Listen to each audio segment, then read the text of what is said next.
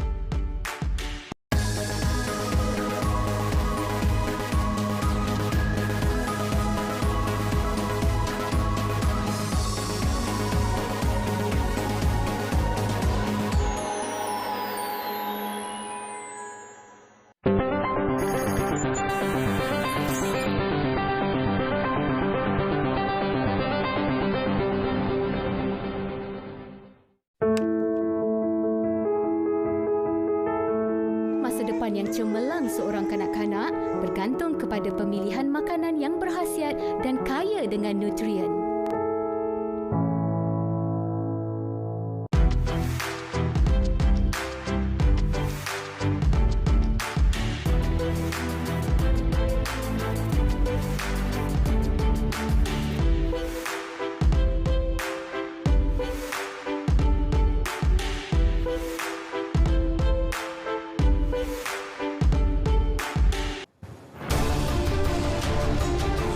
Semua aktiviti pengambilan pasir dan mineral di Tasik Chini dihentikan.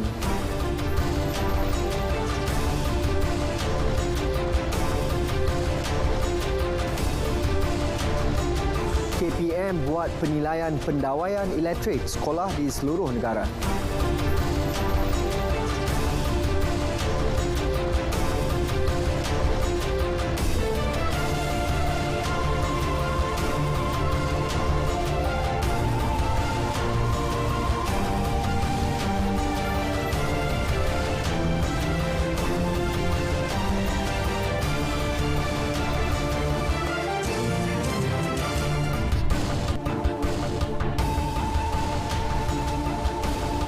Assalamualaikum dan salam keluarga Malaysia. Saya Sahih Samsudin. Berita wilayah Rabu 3 Ogos 2022 membawakan laporan terkini dari seluruh negara. Lintas langsung dari Sarawak, Sabah dan Melaka mengisi paparan petang ini. Terus setia sejam bersama kami.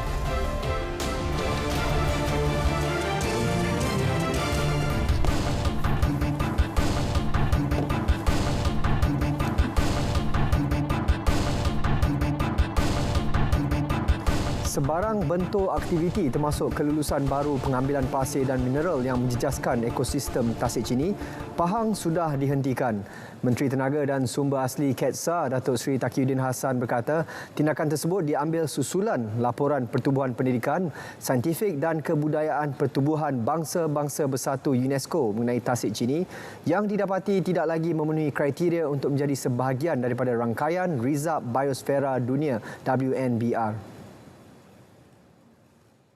Strict instruction daripada kerajaan supaya tidak ada lagi kelulusan-kelulusan baru untuk mineral dan juga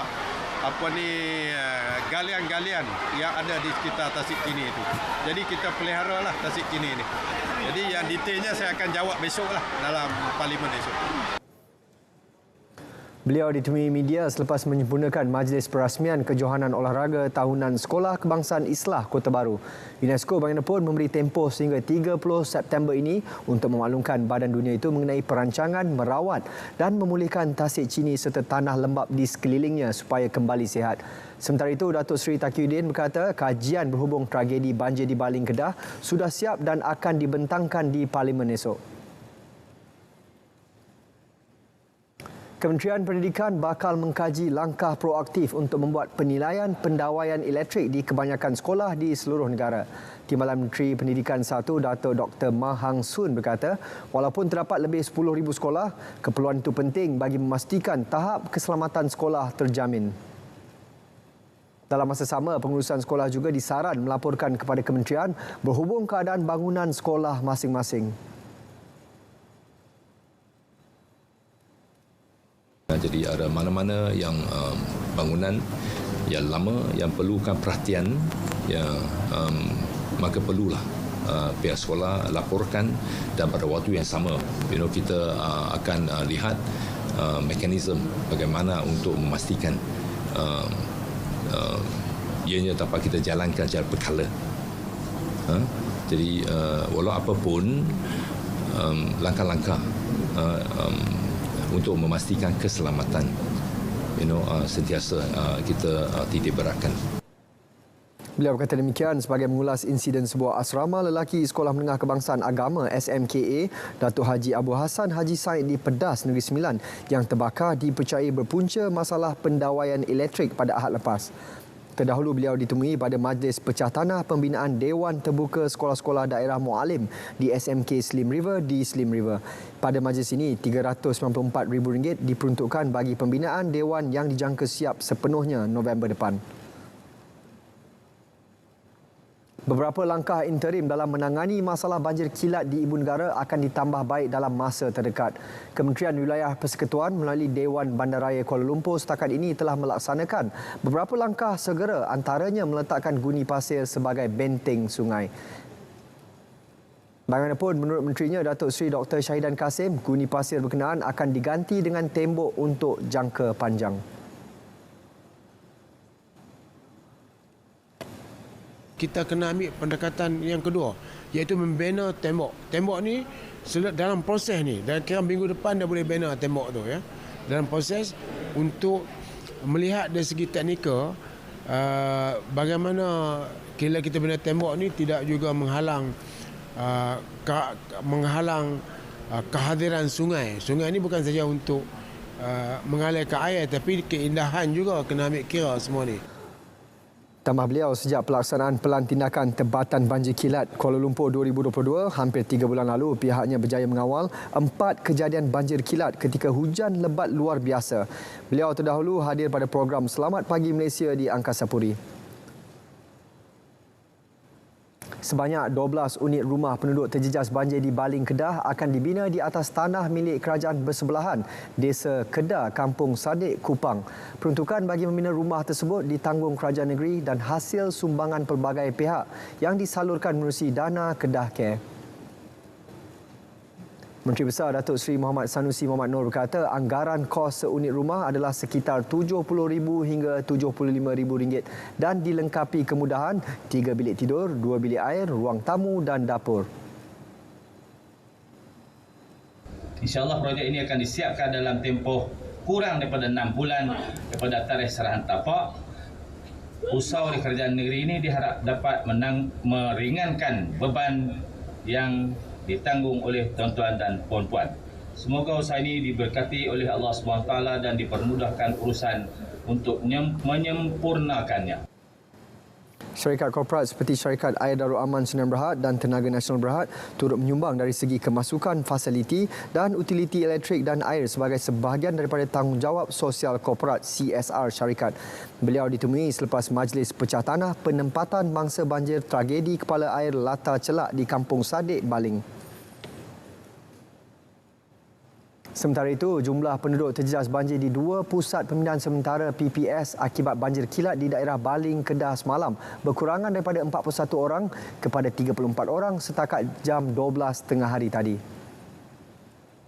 Ketua Bahagian Sekretariat Angkatan Pertahanan Awam Malaysia APM Negeri Kedah, Meja Pertahanan Awam Muhammad Muaz Muhammad Yusof menerusi kenyataan berkata hanya 5 keluarga dengan 17 orang kini ditempatkan di PPS Sekolah Kebangsaan Tengku Hapsah berbanding 8 keluarga pagi tadi.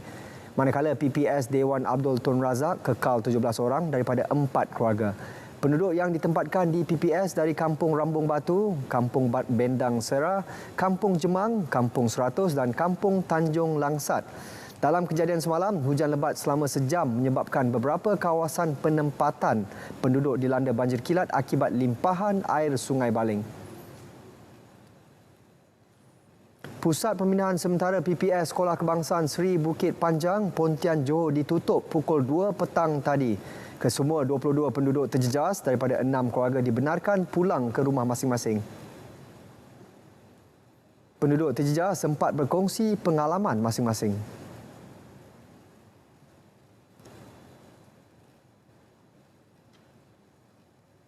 Pakcik pergi kerja dulu.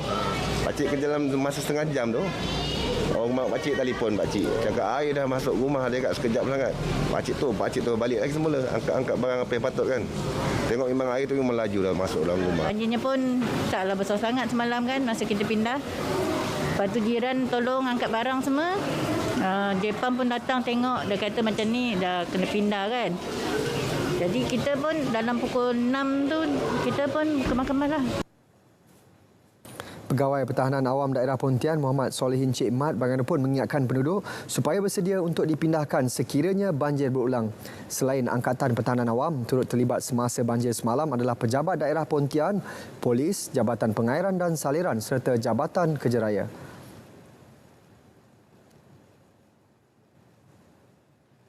Kendang semarak Bulan Kebangsaan telah berbunyi mengingatkan Hari Kebangsaan 2022 bakal disambut keluarga Malaysia pada 31 Ogos ini. Menjelang sambutan merdeka, seluruh negara pastinya meriah dengan kibaran jalur gemilang. Ikuti laporan disediakan Nur Ashikin Harun.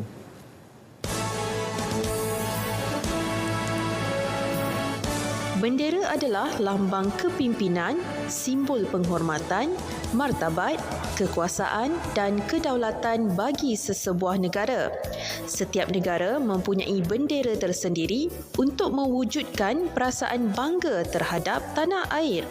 Pada 31 Ogos 1997, sempena sambutan 40 tahun kemerdekaan negara, Perdana Menteri ketika itu Tun Dr. Mahathir Mohamad telah mengumumkan nama baru bagi bendera Malaysia sebagai jalur gemilang. Sambutan Hari Kebangsaan tahun ini dengan tema Keluarga Malaysia Teguh Bersama selaras dengan iltizam dan konsep keharmonian sebuah keluarga besar berteraskan keterangkuman, kebersamaan dan kesyukuran. Fellow Akademi Sains Malaysia, Profesor Ulung Dato' Dr. Syamsul Amri Baharudin berkata, jalur gemilang menjadi simbol kemerdekaan kerana ia dikibarkan oleh keluarga Malaysia tanpa mengira kaum dan latar belakang ekonomi. Dalam satu bendera itu ternyata ianya mewakili semua negeri-negeri di Malaysia. Bintang itu wakil bulan bintang, agama Islam dan sebagainya. Jadi pada saya itu sebabnya kita semua mengibarkan jalur gemilang kerana di dalamnya tersimpul segala keinginan kita dan pencapaian kita. Itu sebabnya semua orang merasakan tenteramlah. Jelasnya rasa kebersamaan itu melahirkan sebuah keluarga Malaysia yang dapat menjurus kepada keamanan negara serta merdeka selamanya. Meskipun lanskap negara semakin berubah menuju digitalisasi, semangat patriotisme dengan mengibarkan jalur gemilang masih bergelora dalam kalangan keluarga Malaysia. Kita rasa semangat patriotik sebagai anak Malaysia itu kembali orang kata mengemanglah bulu roma kita, yang mana kita tak sabar-sabar untuk menyambut Hari Kebangsaan kita yang akan disambut pada 31 hari bulan Ogos nanti. Jadi sudah pastinya sebagai rakyat Malaysia kita rasa bangga dan orang kata berkobar-kobar untuk kita sayangkan tanah air negara kita ini. Dengan kempen pelancaran jalur gemilang tadi, saya lebih merasa teruja dan lebih cinta pada negara serta pahlawan-pahlawan kita yang dahulu. Every time when the lagu starts, dia tak tahulah, dia you cannot describe the feeling bila lagu jalur gemilang semua main. So it's just, it feels really proud to be a Malaysian and definitely sebagai anak negeri kan, memang lain lah, and I'm very very proud, and to see it here memang bagus lah. I feel proud. 14 jalur merah dan putih yang melintang sama lebar dalam jalur gemilang tidak akan pernah berhenti berkibar selagi jiwa anak Malaysia dipenuhi dengan rasa cinta kepada negara. Jalur gemilang lambang keluarga Malaysia teguh bersama di bawah satu bendera. Marilah kita bersama-sama semarakkan Bulan Kebangsaan dengan mengibarkan jalur gemilang. Nur Ashkin Harun, RTM. Ini Malaysia, tanah airku, tanah air kita. Ia cukup istimewa, tanah merdeka. Dari sejarah kita menarah masa, meski bukan perwira, kita juga punya senjata, punya kudrat dan usaha menterjemah semangat itu. Ini solidariti kita. Ini tanda sayang kita. Ayuh, kita teguh bersama. Jom, kibar jalur gemilang.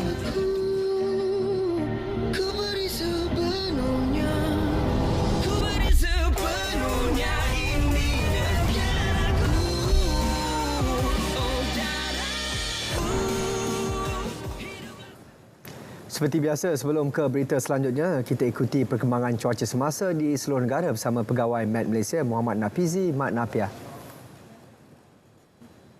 Assalamualaikum dan salam sejahtera. Kita mulakan laporan pada petang ini dengan melihat keadaan cuaca semasa. Imej Gemar Radar menunjukkan keadaan cuaca hujan lebat dan ribut petir pada petang ini yang dilihat berlaku di kebanyakan daerah di sekitar kawasan pedalaman Perak, di hampir keseluruhan negeri Pahang, di selatan Terengganu dan juga di daerah-daerah di sekitar timur dan juga pedalaman Johor. Keadaan cuaca ribut petir terutamanya untuk daerah-daerah di selatan Pahang dan juga timur Johor dijangka mampu untuk berterusan sehingga ke lewat malam nanti. Selain itu, hujan renyai kini dilihat turut berlaku di sekitar kawasan pedalaman Lembah Kelang dan juga di sekitar kawasan pedalaman Negeri Sembilan yang dijangka akan reda sedikit masa lagi. Kita lihat tinjauan cuaca untuk negeri Sabah dan Sarawak pula. Bagi negeri Sabah dan Sarawak, hujan lebat dan ribut petir dilihat turut berlaku di hampir kesemua bahagian untuk kedua-dua negeri berkenaan pada lewat petang ini. Keadaan cuaca ribut petir terutamanya untuk bahagian-bahagian di sebelah barat negeri Sabah dan juga di bahagian-bahagian sekitar pedalaman negeri Sarawak juga dijangka akan berterusan sehingga ke lewat malam nanti. Manakala ribut petir bagi bahagian-bahagian lain untuk kedua-dua negeri berkenaan dijangka akan reda menjelang awal malam. Selain itu, amaran angin kencang dan laut bergelora juga kini telah pun diturun taraf kepada kategori pertama hanya untuk kawasan perkapalan Phuket.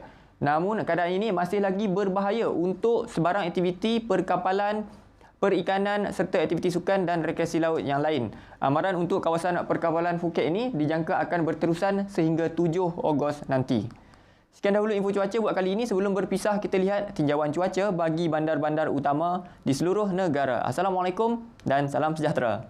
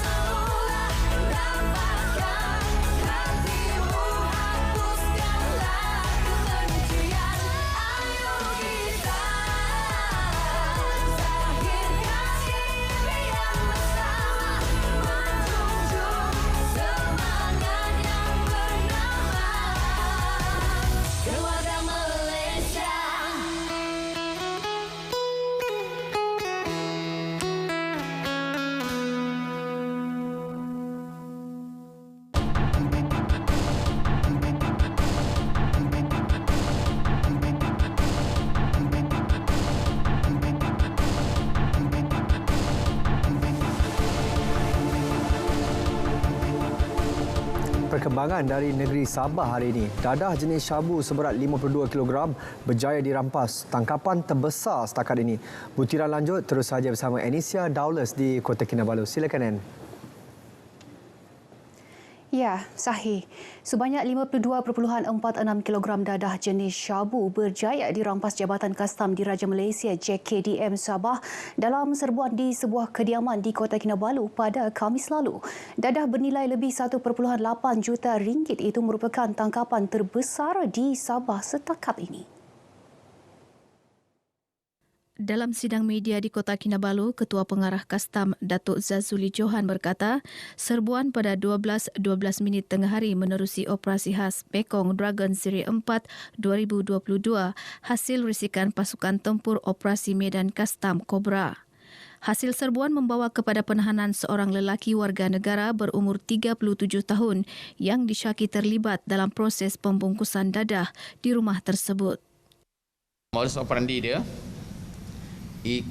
kes ini adalah menjadikan rumah sebagai tempat untuk melakukan proses pembungkusan bahan yang disaki dadah dengan memasukkan gelang plastik teh dan seterusnya melalui proses kedap udara dengan menjumlah berat tertentu. Bahan dadah yang telah siap dibungkus disembunyikan dalam peralatan elektrik dapur dan disimpan dalam kotak peralatan elektrik dapur tersebut bagi tujuan mengabui mata pihak berkuasa. Kes disiasat di bawah Seksyen 39B Akta Dadah Berbahaya 1952. Sabah berpotensi besar menjalin kerjasama dalam sektor ekonomi di kawasan pertumbuhan ASEAN Timur, Brunei, Indonesia, Malaysia, Filipina, BIMP, IAGA. Timbalan Ketua Menteri Datuk Seri Panglima Bung Mokhtar Radin berkata antara sektor yang berpotensi termasuklah pengangkutan, agroindustri, sumber tenaga hijau, perikanan, pelancongan, pendidikan, perdagangan dan pelaburan serta teknologi dan komunikasi. Menurut Datuk Bung, perpindahan ibu negara Indonesia ke Kalimantan juga dijangka akan memberi limpahan ekonomi dan pembangunan kepada Sabah dan Malaysia secara keseluruhannya. Ia secara tidak langsung meningkatkan lagi hubungan sedia ada antara kedua-dua negara dalam aspek lain termasuk sosial dan politik. Dalam pada itu, Datuk Bung yang juga Menteri Kerja Raya yakin BIMP IAGA akan merancangkan lagi pembangunan daya saing ekspor selain meningkatkan daya tarikan pelabur tempatan dan asing untuk melabur pada masa akan datang. Beliau berucap merasmikan persidangan BIMP IAGA 2022, anjuran Lembaga Pelabuhan Sabah, Sabah Port Sendirian Berhad SPSB di Kota Kinabalu. Teksnya disampaikan Pembantu Menteri Kewangan Jasni Daya. Sementara itu, Pengarah Urusan SPSB, Datuk Eng Kiat Min berkata, persidangan 3 hari bermula semalam ini disertai lebih 20 pemimpin industri bagi mengupas potensi pasaran, ekonomi, perdagangan serta inovasi dalam lingkungan pelabuhan kawasan pertumbuhan ASEAN Timur, IAGA. Persidangan bertemakan Road to RISE iaitu berdaya tahan, inklusif, mampan dan berdaya saing secara ekonomi ini melibatkan pempamer daripada 40 syarikat antarabangsa dan tempatan. Ia mengetengahkan produk serta perkhidmatan terkini berkaitan pelabuhan dan pengangkutan selain teknologi terkini untuk pelabuhan, perkapalan dan logistik. Kerajaan negeri akan terus memberi komitmen sepenuhnya terhadap pembangunan kebajikan warga emas di negeri ini. Antara usaha dilakukan ialah penubuhan jawatan kuasa tindakan pembangunan warga emas selain mengaktifkan pusat aktiviti warga emas PAWE di seluruh negeri. Menteri Pembangunan Masyarakat dan Kesejahteraan Rakyat Datuk Shah Helmi Yahya memberitahu jawatan kuasa ini berperanan sebagai platform untuk mendapatkan input ke arah memperkasa golongan istimewa berkenaan. Dengan adanya jawatan kuasa ini dengan input-input ataupun cadangan daripada pihak yang begitu pelbagai, dasar yang dibentuk oleh kerajaan dalam pelaksanaan penjagaan warga emas ini akan menjadi lebih relevan dengan input daripada akar umbi. Beliau ditemui media selepas merasmikan seminar Citra Minda di Dewan Warga Tua Sri Harapan di Sandakan. Mengenai seminar ini, Datuk Shah Helmi berharap masyarakat dapat memanfaatkan kempen seumpama yang memberi kesedaran kepada masyarakat berkaitan dasar warga emas negara. Ia penting dalam membantu mereka menjalani kehidupan yang lebih proaktif dan sihat seiring kempen menjelang status negara warga emas 2030. Seminar dihadiri hampir 100 peserta terdiri daripada warga emas serta pelajar sekolah menengah dan rendah dari sekitar Sandakan dan Beluran. Pendekatan baharu perlu dilaksana bagi mengembangkan semula potensi mini estet sejahtera Mesej Kampung Nabahan Beaufort. Projek Mesej melibatkan penternakan udang galah dengan 10 peserta memerlukan kaedah dan pengurusan yang lebih baik agar dapat memberi impak maksimum pengeluaran hasil sekaligus menjana pendapatan peserta terdiri B40. Menurut Menteri Pembangunan Luar Bandar Datuk Jahid Jahim, langkah ini penting agar objektif kementerian yang mahu membasmi kemiskinan penduduk luar bandar menerusi program Mesej tercapai. Tempat ini memang berpotensi dan sekiranya dikembangkan, ia boleh melibatkan lebih banyak peserta dan juga boleh memberi tempias peluang untuk menaikkan taraf hidup kepada lebih ramai. Sama ada peserta atau bukan peserta. Beliau ditemui RTM dalam lawatan kerjanya ke Mesej Kampung Nabahan Beaufort. Tambah Datuk Jahid, pendekatan baharu yang akan dilaksana termasuk potensi pelancongan di kawasan berkenaan akan dibincangkan bersama-sama pihak pejabat daerah Beaufort dan pejabat Dun Numadan. Kita akan melihat semua potensi yang boleh kita bangunkanlah untuk Mesej Nabahan selepas ni. Sebab kita tidak mahu pelaburan yang telah dibuat oleh kerajaan sebelum ni yang telah menelan belanja lebih besar sia-sia saya macam itulah, memberi manfaat secara menyeluruh kepada peserta-peserta Mesej yang telah terlibat. Kita perlu bangunkan semula Mesej di Nabahan ini kerana dianya mempunyai potensi yang sangat besar. Bukan saja kolam, tetapi kampung ini menjadi satu kampung yang destinasi pelancongan. Dan di mana sebelum ini memang ramai pelancong-pelancong yang datang untuk datang kemari yang melihat proses mangki, kunang-kunang. Dan masa yang sama mereka akan singgah di sini membeli hasil tangkapan nelayan, udang, katam, ikan. Mesej Kampung Nabahan bermula sepenuhnya pada tahun 2011 dengan 10 kolam penternakan udang galah sebelum peserta mengambil inisiatif menggantikannya dengan ternakan ikan lampam Jawa yang dilihat sesuai dibangunkan di kawasan ini dan kosnya tidak membebankan peserta. Semua masyarakat diajak mengibarkan jalur gemilang di kediaman ataupun premis masing-masing bagi menyemarakkan lagi sambutan Bulan Kebangsaan. Langkah itu juga perlu dibudayakan agar menjadi ikutan bagi bersama-sama mengibarkan jalur gemilang tanda sayang dan cinta pada negara. Kemerdekaan ini bukan satu kemerdekaan yang mudah untuk diperolehi pada satu ketika yang lepas.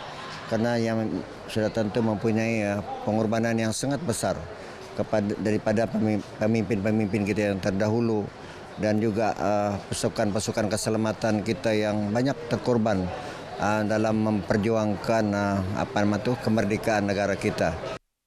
Beliau ditemui selepas melancarkan kempen kibar jalur gemilang peringkat Dun Lumadan di Bandar Minggo, Beaufort. Jelas Ruslan, nikmat kemerdekaan yang dikecapi ini perlu dikekalkan seterusnya diwarisi kepada generasi akan datang sekaligus membolehkan lebih banyak pembangunan dilaksana untuk kesejahteraan rakyat. Turut disampaikan jalur gemilang kepada beberapa jabatan kerajaan dan pemimpin di 6 mukim dalam kawasan Dun Lumadan serta aktiviti melekatkan bendera Malaysia dan Sabah pada kenderaan. Terdahulu, Ruslan menyertai konvoi mengibarkan jalur gemilang sekitar daerah Beaufort. Baik, sekian paparan dari negeri di bawah Bayu. Untuk lebih banyak perkembangan semasa di tanah air, terus saja bersama Sahih di Angkasa Puri. Sahih. Terima kasih, Anne.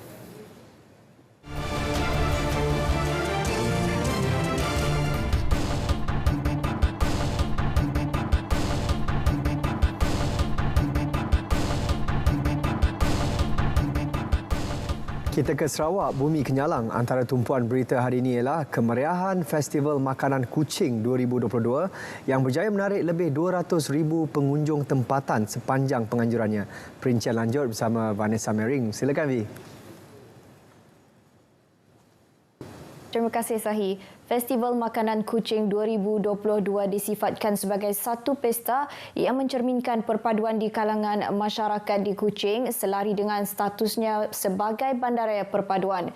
Timbalan Premier Sarawak Datuk Seri Dr. Sim Kui Hian berkata, ini kerana masyarakat berbilang bangsa serta latar belakang meluangkan masa bersama sama ada sebagai pengunjung maupun peniaga di pesta yang merupakan antara acara penting dalam kalender tahunan Majlis Bandaraya Kuching Selatan MBKS. Datuk Seri Dr. Sim Kui Hian berkata demikian dalam majlis perasmian Festival Makanan Kuching 2022 di Kuching malam tadi.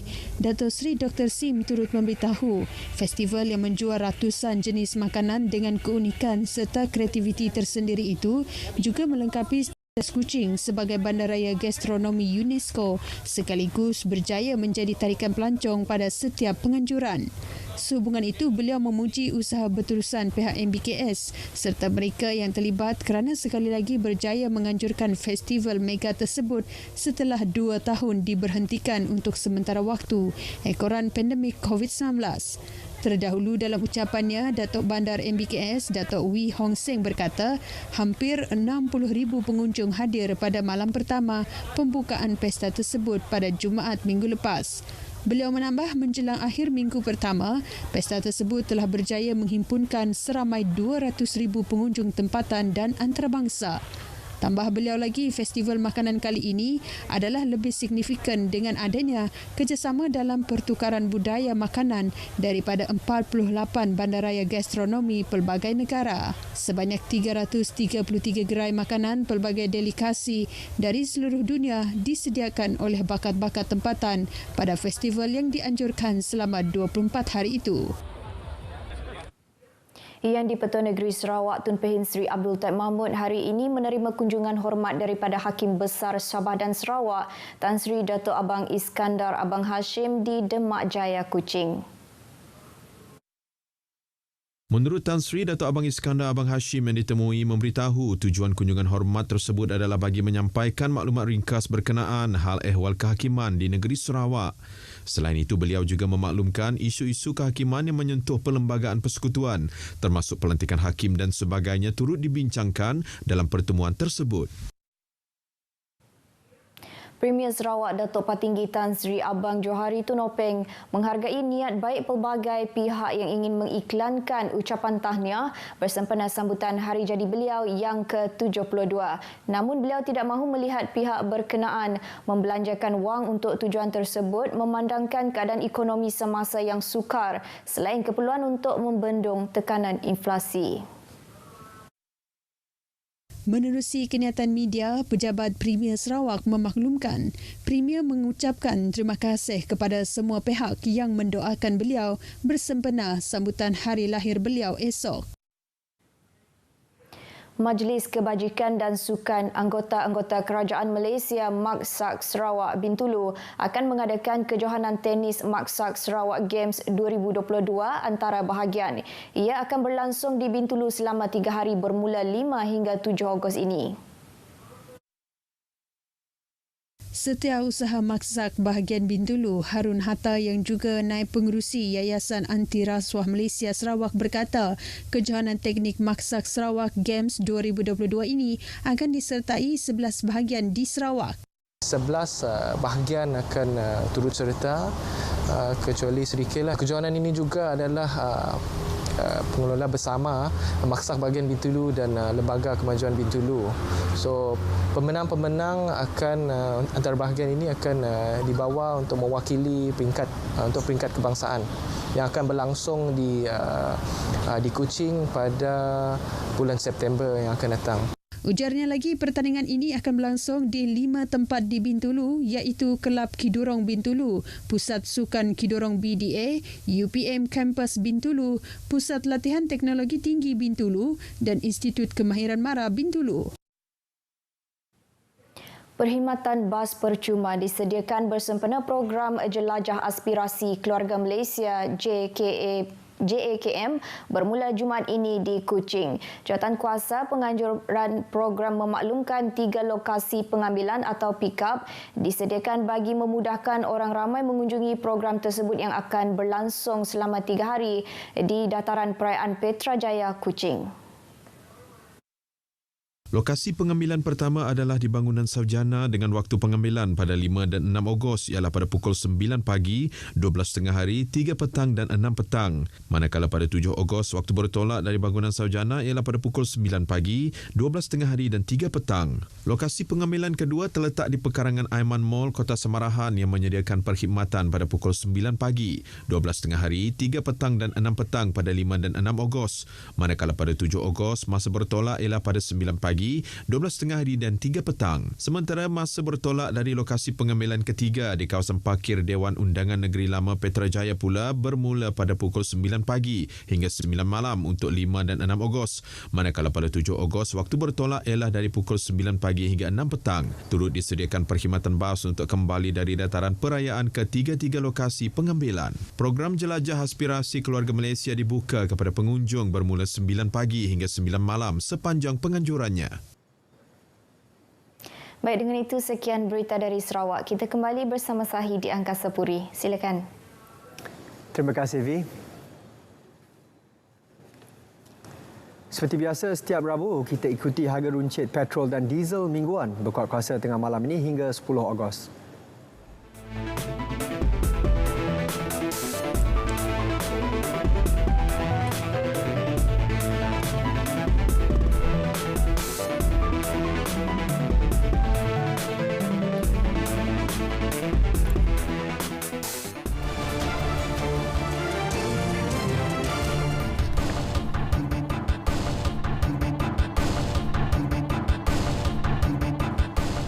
Lintas langsung negeri diteruskan dengan Melaka. Ada pesanan daripada Jabatan Penerangan Japan Negeri buat komuniti yang cinta negara.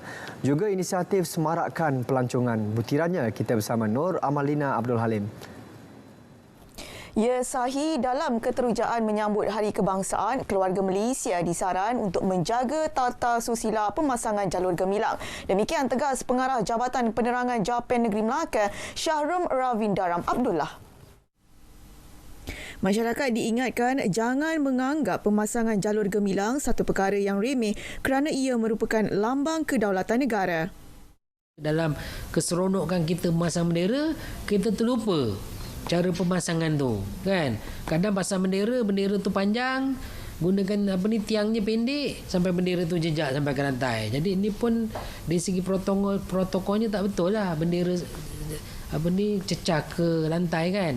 Yang ini yang kena dalam keseronokan kita pasang bendera, benda-benda ni pun perlu dititik beratkan dah.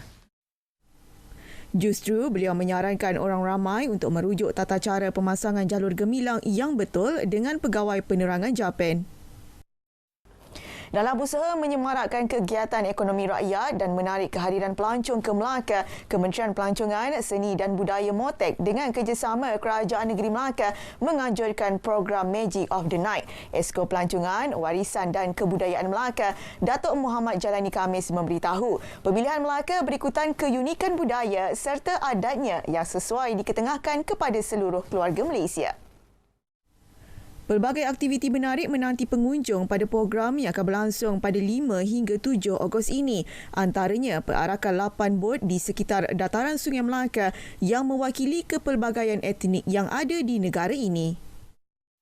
Kerana insya-Allah Taala kita cubalah sedaya upaya nak membuat sesuatu kelainan, dan usaha Kementerian Pelancongan dan Hal ini saya sangat-sangat hargai. Dan kali ini kita nak memastikan satu keadaan yang luar biasa, kerana keadaan yang magical, kerana itulah dinamakan Magic of the Night. Beliau ditemui RTM selepas menjadi tetamu di konti siaran Melaka FM Jalan Taming Sari. Mengulas lanjut, Datuk Muhammad Jalani berkata, antara pengisian lain yang bakal menanti pengunjung adalah pelancaran buku warisan kebangsaan orang hidup oleh Jabatan Warisan Negara, Festival Kota Selatan serta Karnival Kerjaya. Perbadanan Muzium Melaka Perzim menyasarkan lebih 25,000 pengunjung hadir pada pameran Seni Khat dan Sejarah Muslim at Melaka bertempat di Balai Syed Sheikh Al-Hadi Bastien House yang telah bermula pada 28 Julai lalu hingga 27 Oktober. Pengerusi Lembaga Pengarah Perzim, Dato' Akramuddin Abdul Aziz berkata, ia merupakan ekspo pertukaran pelbagai budaya di Melaka dengan lebih 300 koleksi dipamerkan. Antaranya koleksi seni kaligrafi Islam dengan pelbagai jenis tulisan khat, artifak warisan Cina Muslim serta seramik yang bertulisan Arab, numismatik Cina bercirikan Islam dan ukiran kayu. Saya menyasarkan dan mengharapkan agar generasi sekarang ini, khususnya kepada pewaris generasi yang akan datang, iaitu masyarakat ataupun kanak-kanak ataupun pelajar-pelajar sekolah dapat hadir dalam pameran ini untuk beliau mengetahui tentang perkara, tentang kehalusan khat ini. Beliau menyatakannya dalam sidang media di Muzium Rakyat Bandar Hilir. Mengulas lanjut, beliau berharap pameran ini dapat didedahkan kepada pelajar sekolah rendah dan menengah, pelajar institusi pengajian tinggi awam dan swasta selain pelancong dalam dan luar negara.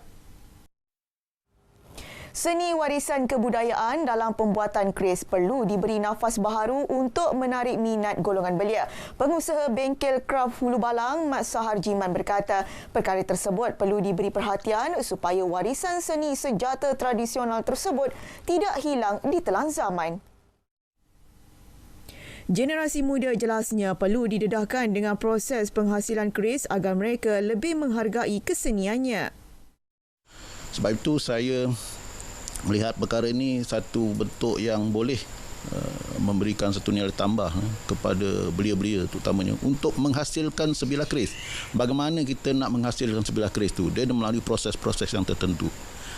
Sebab itu saya nak lihat benda ini memang boleh diberikan satu nafas baru, berikan minat kepada belia-belia terutama sekali, supaya bukan saja memakai keris tetapi boleh menghasilkan sebilah keris.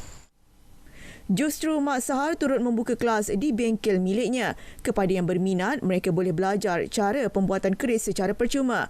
Beliau yang menceburi bidang pembuatan keris sejak 35 tahun lalu memberitahu proses membuat keris mengambil masa 2 minggu hingga berbulan bergantung kepada permintaan dan kualiti bahan digunakan. Tempahan diterimanya bukan sahaja dari dalam negara, malah terdapat tempahan dari Brunei dan Singapura. Sekian paparan berita dari Melaka, kembali ke Angkasa Puri bersama Sahi. Terima kasih Nora Malina. Lebih 8 juta batang rokok melibatkan nilai 9.45 juta ringgit dirampas di sebuah gudang di Kulai Jaya, Johor 23 Julai lalu. Ia merupakan kejayaan terbesar Jabatan Kastam Diraja Malaysia JKDM Johor tahun ini. Pengarahnya JKDM Johor, Sazali Muhammad berkata pihaknya melakukan intipan lebih 2 bulan di premis itu yang dijadikan tempat penyimpanan sementara barang selundup itu sebelum diedarkan ke pasaran tempatan. Hasil sebuan menemukan 755 bungkusan rokok yang tidak berjenama berjumlah 3.8 juta ringgit, manakala nilai duti serta cukai berjumlah 5.7 juta ringgit.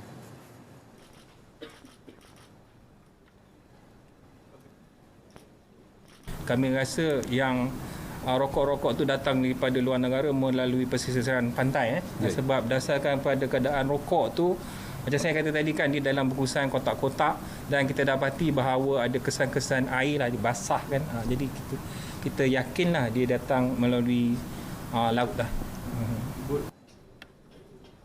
Bagaimanapun tiada tangkapan dibuat dan kes disiasat mengikut Seksyen 135(1)(d) Akta Kastam 1967. Terdahulu pihaknya turut merampas 3,840 botol arak selepas menahan sebuah kenderaan di lebuh raya pesisir pantai Iskandar Puteri 22 Julai lalu. Membabitkan nilai rampasan RM88,000. Polis Negeri Sembilan giat memberi kesedaran awam berkaitan jenayah komersial terutamanya melibatkan jenayah penipuan dalam talian. Kempen kesedaran itu berikutan jumlah keseluruhan yang direkodkan di Negeri Sembilan meningkat setakat Jun lepas. Ketua Polis Negeri Sembilan, Datuk Ruslan Khalid berkata peningkatan itu merujuk kepada 1,510 kes bagi tempoh Januari hingga Jun lepas berbanding 1,269 kes bagi tempoh sepanjang 2021. Atas rasa tanggungjawab dalam memastikan kesejahteraan masyarakat dipelihara, jabatan ini telah pun melancarkan kempen pencegahan jenayah komersial dalam skala besar pada tahun 2021 dan telah berjaya memberi kesedaran kepada masyarakat berkaitan ancaman jenayah komersial, terutama melibatkan kes jenayah penipuan dalam talian.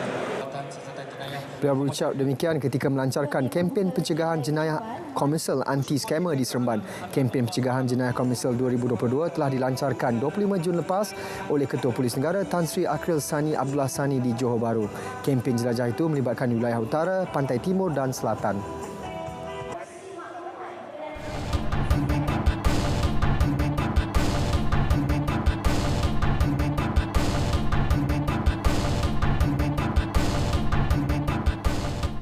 Masalah rasuah perlu diatasi dari peringkat sekolah lagi. Pendidikan mengenai ancaman dan kesan rasuah haruslah ditanam di dalam setiap jiwa anak-anak muda. Ia berikutan hasil kajian bertajuk Voices from the Ground, The Corruption Complex in Malaysia oleh Universiti Malaya pada awal tahun lalu. Mendapati 51% responden bersetuju bahawa rasuah adalah budaya yang sedang berakar di Malaysia. Raja Perlis Tuanku Syed Sirajuddin Jamalullah bertitah demikian ketika merasmikan Hari Anugerah Cemerlang bagi sesi akademik 2022-23 Sekolah Menengah Kebangsaan Derma Kangar. Tuanku Syed Sirajuddin turut mengingatkan remaja kini sangat terdedah kepada pelbagai perkara negatif daripada media sosial seperti fitnah, berita palsu, pornografi serta pengaruh LGBT. Oleh itu, mereka perlu dilengkapi dengan ilmu pengetahuan dan jati diri yang kukuh agar menjadi insan yang dihormati. Tanggungjawab ibu bapa juga adalah amat penting supaya anak-anak menjadi insan yang bukan sahaja hebat dari aspek intelektual tetapi dilengkapi dengan rohani dan jati diri yang kukuh. Berangkat sama, Raja Muda Perlis Tuanku Syed Faizuddin Putra Jamalullah yang juga merupakan alumni sekolah kluster berkenaan dari tahun 1980 hingga 1982.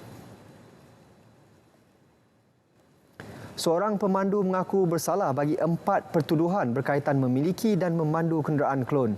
Mahkamah Magistrate Kangar menjatuhkan hukuman denda sebanyak RM12,150 terhadap kesalahan tersebut. Pemandu kenderaan jenis Toyota Vios disabitkan dengan kesalahan di bawah Seksyen 108-3-F Akta Pengangkutan Jalan APJ iaitu mempamerkan nombor pendaftaran kenderaan lain dan mempamerkan lesen kenderaan motor LKM kenderaan lain. Selain itu, turut didakwa di bawah Seksyen 7-1 APJ iaitu menggunakan kenderaan motor yang tidak berdaftar serta kesalahan tiada pelindungan insurans di bawah Seksyen 90-1 Akta yang sama. Magistrate Siti Nur Hasliza Muhammad Ali membuat keputusan tersebut selepas mendengar penghujahan daripada pihak pendakwaan berkaitan kesalahan menggunakan kenderaan klon. Pendakwaan dijalankan oleh pegawai pendakwa JPJ Perlis Saaduddin Ahmad. Sementara itu, pengarah JPJ Perlis Fatimah Muhammad Ali Piah turut memaklumkan sejak 2019 hingga kini pihaknya telah berjaya menyita 54 buah kenderaan klon dengan 49 buah daripadanya telah dilelong oleh JPJ Perlis.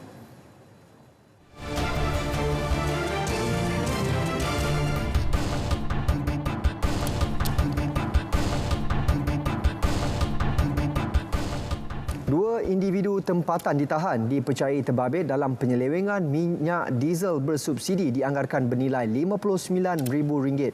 Kedua-dua suspek berusia 51 dan 21 tahun itu ditahan ketika sedang mengisi minyak di Indra Mahkota, Kuantan dengan menggunakan sebuah lori 7 tan yang telah diubah suai. Tangkapan membawa kepada penemuan 8 tangki petak yang telah diubah suai di bahagian belakang lori dengan dianggarkan setiap tangki petak berkapasiti 1,000 liter. Turut ditemui hos khas yang digunakan bagi tujuan memindahkan diesel dari tangki minyak lori ke tangki petak berkenaan. Modus operandi sindiket tersebut adalah dengan mengisi diesel di lebih 5 stesen minyak bagi memenuhi tangki petak itu. Lori tersebut telah pun diubah suai yang mana melibatkan tangki seperti biasa di bawah bahagian bawah lori. Jadi ada satu alat lah. Biasanya pam akan menghidup tangki minyak diesel yang diisi dalam tangki minyak tersebut naik ke dalam lori. Mana dia akan disebut naik ke atas. Mana kira sindiket yang terancam juga ini. Beliau turut menjelaskan diesel itu dipercayai untuk pasaran luar Pahang dan tidak menolak kemungkinan suspek sebahagian sindiket penyelewengan minyak diesel yang kerap menukar kenderaan bagi mengelak dikesan pihak berkuasa. Siasatan lanjut dijalankan mengikut Peraturan 18/1 Peraturan Kawalan Bekalan dalam Kurungan Pindaan 2021 dan Akta Kawalan Bekalan 1961. Seorang penganggur dijatuhkan hukuman penjara selama 17 tahun oleh Mahkamah Session Raub selepas mengaku bersalah merompak menyebabkan kecederaan dan membakar kedai runcit pada 23 Julai lalu. Bagaimanapun, tertuduh Zulkifli Jaafar, 50 tahun, hanya menjalani hukuman penjara selama 9 tahun selepas kedua-dua hukuman penjara iaitu masing-masing selama 9 dan 8 tahun itu berjalan serentak. Hakim Ahmad Faizah Yahya menjatuhkan hukuman itu terhadap tertuduh yang mengaku bersalah selepas dua pertuduhan dibacakan jurubahasa di Mahkamah Session Raub. Mengikut pertuduhan pertama, tertuduh didakwa merompak dan dengan sengaja menyebabkan kecederaan ke atas Nur Hasanah di sebuah rumah kedai Mara Felda Tersang di Raub. Tertuduh didakwa di bawah Seksyen 394 Kanun Keseksaan yang boleh dihukum penjara sehingga 20 tahun dan dikenakan denda atau sebatan jika sabit kesalahan. Bagi pertuduhan kedua, tertuduh didakwa melakukan khianat dengan api dengan membakar sebuah kedai runcit sehingga menyebabkan kerosakan kepada premis tersebut dan kerugian mencecah ribuan ringgit. Bagi kesalahan itu, tertuduh didakwa mengikut Seksyen 435 Kanun Keseksaan yang boleh dihukum penjara sehingga 14 tahun dan dikenakan denda. Pendakwaan dikendalikan Timbalan Pendakwa Raya Rifaah Izafi Abdul Muttalif manakala tertuduh tidak diwakili peguam. Hakim kemudian menjatuhkan hukuman penjara selama 9 tahun bagi pertuduhan pertama manakala hukuman penjara 8 tahun bagi pertuduhan kedua yang mana hukuman berjalan serentak dari tarikh ditangkap.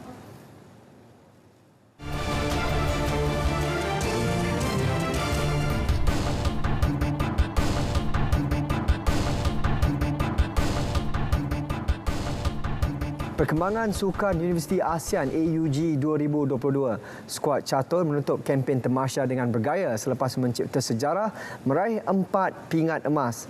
Pencapaian berkenaan adalah yang tertinggi dilakar oleh sukan catur mengatasi pencapaian 2 emas di Myanmar pada edisi 2018. Bagi mengupas lebih lanjut, langsung bersama Muhammad Zamri Suharani di Ubon Ratchathani, Thailand. Silakan Zam. Baik, terima kasih Sahi di Angkasa Puri. Saya sekarang berada di Fakulti Kesihatan Kampus Induk Universiti Ubon Ratchathani Rajabat, lokasi berlangsungnya sukan catur. Baik, bersama saya ketika ini adalah Ketua Jurulatih Azmi Mahmud yang boleh memperincikan kejayaan skuad catur pada hari ini. Terima kasih Zamri dan RTM. Alhamdulillah hari ini kita mencipta sejarah gemilang buat sukan catur tanah air. Kita berjaya menyapu bersih kesemua pingat yang dipertandingkan, iaitu kategori berpasukan dan individu. Kita berjaya memenangi 4 pingat emas. So saya ucapkan tahniah kepada pemain-pemain saya yang selama kejohanan menunjukkan komitmen dan disiplin yang sangat tinggi. Ini satu pencapaian yang luar biasa. Saya sangat bangga dengan pencapaian mereka lah. Okay, baik. Mungkin Cik Azmi boleh perincikan jugalah apa signifikannya kejayaan ini. Pernah tak berlaku sebelum di mana-mana kejohanan? Setahu saya dan seingat saya, ini adalah pencapaian terbaik dalam sejarah sukan catur tanah air, iaitu kita menyapu bersih pingat emas sekaligus. Sebelum ini kita ada pernah memenangi pingat emas di Sukan C dan juga 2 pingat emas sukan AUG di Myanmar pada tahun 2018. Tapi kali ini sangat berbeza. Kita menepati sasaran yang ditetapkan oleh KPT, Kementerian Pendidikan Tinggi. Dan kejayaan ini bukan untuk pasukan saya saja. Kejayaan ini adalah untuk seluruh rakyat Malaysia, terutama peminat-peminat catur tanah air kita lah. Terima kasih kepada mereka yang menyokong di tanah air. Okey, baik-baik Azmi, terima kasih. InsyaAllah semoga saya doakan jugalah kejayaan catur pada masa akan datang. Baik, bersama saya juga ketika ini adalah penyokong sukan catur yang datang daripada jauh, iaitu Ahli Dewan Negara Senator Jaziri Al-Kaf Abdillah Sufian. Apa khabar YB? Alhamdulillah, terima kasih Zamri. Apa khabar? Okey, baik. YB datang dari jauh, so nak tahu jugalah kenapa YB datang untuk menyokong kepada sukan catur ni? YB memang adalah peminat kepada sukan catur? Ya, Zamri, first of all, pertama kalinya saya rasa saya nak mengucapkan tahniah dan syabas kepada tim catur Malaysia yang alhamdulillah telah meraih 4 pingat emas yang dipertandingkan di sukan AUG ini pada tahun ini. Keduanya, of course, catur adalah satu permainan yang amat penting. Actually amat penting di mana ia boleh memberikan kita satu skill atau dikatakan kemahiran abad ke-21. Design thinking, pencambahan minda, semuanya bermula daripada permainan catur. Kalau kita dapat menjinakkan anak-anak kita dengan permain catur, pelajar-pelajar kita, mungkin pemikiran mereka boleh lebih bertaraf abad ke-21 atau setaraf dengan pelajar-pelajar di luar negara, anak-anak di luar negara. InsyaAllah kita nak perjuangkan seperti itu. Okay, baik. YB, mungkin YB melihatlah bagaimana sukan catur sekarang ni, apa yang diperlukan untuk dia berkembang lebih lagi. Potensi catur negara amat besar sekali. Kita memerlukan semua pihak untuk berganding bahu supaya kita dapat bersama melahirkan banyak lagi AM International Master, GM yang kita belum ada lagi. InsyaAllah kita mungkin ada pada masa terdekat. Banyak yang boleh kita bantu. Salah satu sarana yang mungkin kita boleh ketengahkan, Zamri, adalah untuk mungkin kita boleh fikirkan School of Chess. School of Chess yang satu akademi di mana semua pelajar atau semua belia atau semua yang berbakat boleh menceburi, boleh menggilap lagi bakat dia dalam catur ni ke peringkat yang lebih tinggi. Kita lihat macam Filipina, Indonesia, Vietnam, semuanya hebat-hebat. Kita pun tak nak ketinggalan. So kita mesti ada satu roadmap atau satu strategi supaya kita boleh mengangkatkan catur negara kita ni ke tingkat peringkat yang lebih membanggakan, insyaAllah. Baik, terima kasih YB atas penerangan yang sangat mendalam, saya rasa, YB. Okey. Baik, saya kira itu saja dulu yang boleh saya kongsikan daripada Fakulti Kesihatan Kampus Induk Universiti Ubon Ratchathani Rajabat. Kembali kepada Sahi di Angkasa Puri.